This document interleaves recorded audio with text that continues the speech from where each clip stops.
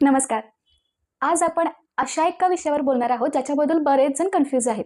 म्हणजेच काय, आपल्या चेहऱ्यासाठी किंवा फेस वॉशसाठी साबण उत्तम आहे की फेस वॉश?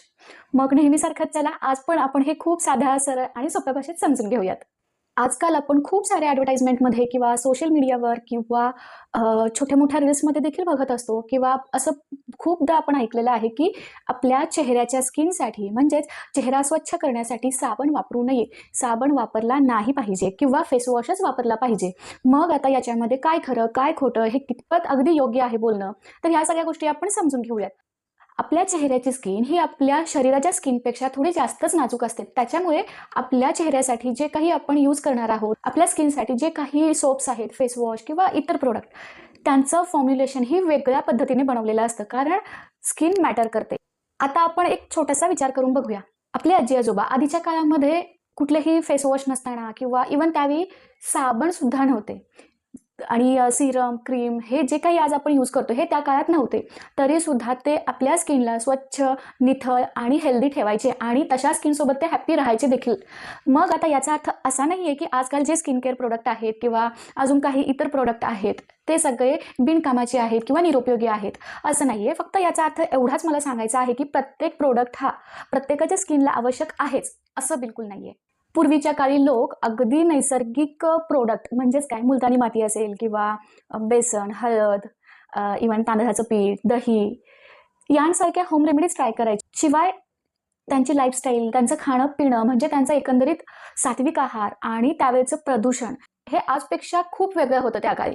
त्याच्यामुळे तो काळ आणि हा काळ आपण थेट कंपॅरिझन नाही करू शकत, या गोष्टींची तुलना नाही होऊ शकत. कारण त्यावेळेच्या सिच्युएशन वेगळ्या होत्या, आत्ताच्या सिच्युएशन्स वेगळ्या आहेत. मला इतकंच सांगायचं आहे, प्रत्येकाने ज्या त्या सिच्युएशननुसार, ज्या त्या काळानुसार स्वतःमध्ये अपडेट केले पाहिजेत. पण हे सगळं करत असताना आपल्याला खरंच त्या एखाद्या प्रोडक्टची, त्या इन्ग्रेडियंटची गरज आहे का? बरं, जर गरज असेल तर ह्याला दुसरा कोणता केमिकल फ्री ऑप्शन अवेलेबल आहे का? आणि जरी असेल तरी अगदीच तो गरजेचा आहे का, की हे थोड्या छोट्या-मोठ्या खर्च्या होम रेमेडीनी सुद्धा कव्हर होऊ शकतं? प्रॉब्लेम तितकं सिव्हिअर आहे का? ह्या सगळ्या गोष्टींचा विचार करून आपण स्किनला काय दिलं पाहिजे, काय नाही हे ठरवायला हवं. आता आपण मेन मुद्द्याकडे वळूयात. फेस वॉश चांगला की साबण?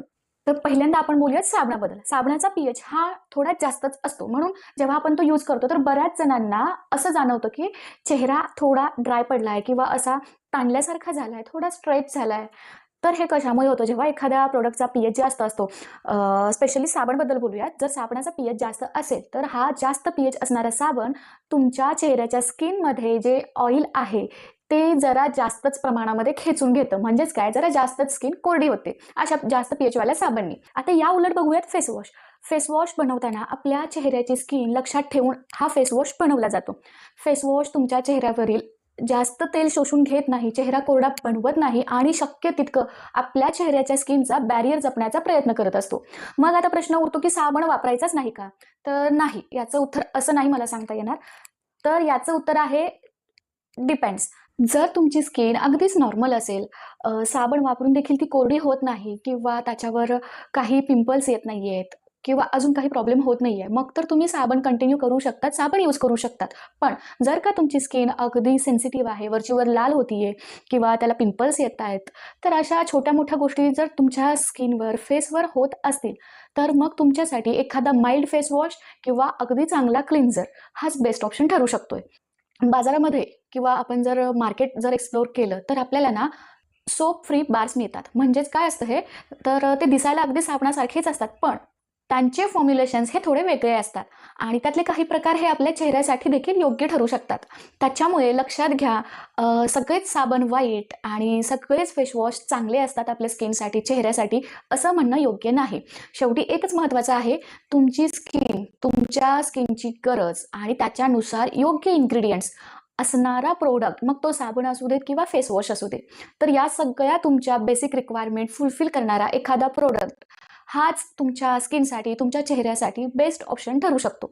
तर इथून पुढे नेहमी लक्षात घ्या, साबण किंवा फेस वॉश या गोंधळात न पडता पहिल्यांदा स्वतःच्या स्किनला काय हवंय, त्याची बेसिक नीड काय आहे, या गोष्टींचा विचार करा आणि त्याच्यानंतरच एखादा प्रोडक्ट तुम्ही तुमच्या स्किनसाठी ठरवू शकता. आपल्या स्किनला रोजच नवीन प्रोडक्टची गरज अजिबात नाहीये, पण आपल्याला योग्य सवयी लावून घेणं याची फार गरज आहे. म्हणजेच काय, जे तुम्ही खातात पितात, जो तुमचा डाएट आहे तो अगदी बॅलन्स्ड असला पाहिजे, भरपूर पाणी पिलं पाहिजे, दिवसातून 2 वेळा अगदी सौम्य फेस वॉश झालाच पाहिजे किंवा तुमच्या स्किनच्या गरजेनुसार त्याला योग्य मॉइश्चरायझर, योग्य सनस्क्रीन, हे सगळं तुम्ही प्रोव्हाइड केलंच पाहिजे. या गोष्टी अगदी छोट्या छोट्या जरी वाटत असल्या ना, तरी या गोष्टींमुळे खूप सारा फरक पडत असतो, जो आपल्या नकळत होत असतो.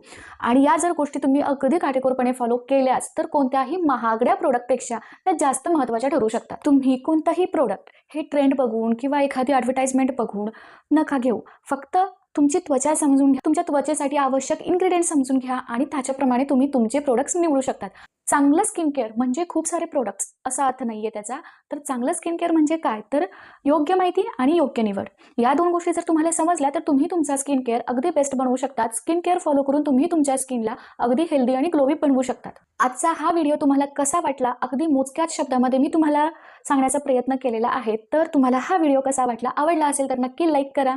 ज्या कोणाला फेस वॉश आणि साबणमध्ये कन्फ्युजन आहे त्यांना हा व्हिडिओ लगेच शेअर करा. आणि हो, टिप्स अँड मच मोरला सबस्क्राईब केलं नसेल तर जरूर सबस्क्राईब करा आणि भेटूयात अशाच खूप साऱ्या इम्पॉर्टंट माहितीसोबत नेक्स्ट व्हिडिओमध्ये. तोपर्यंत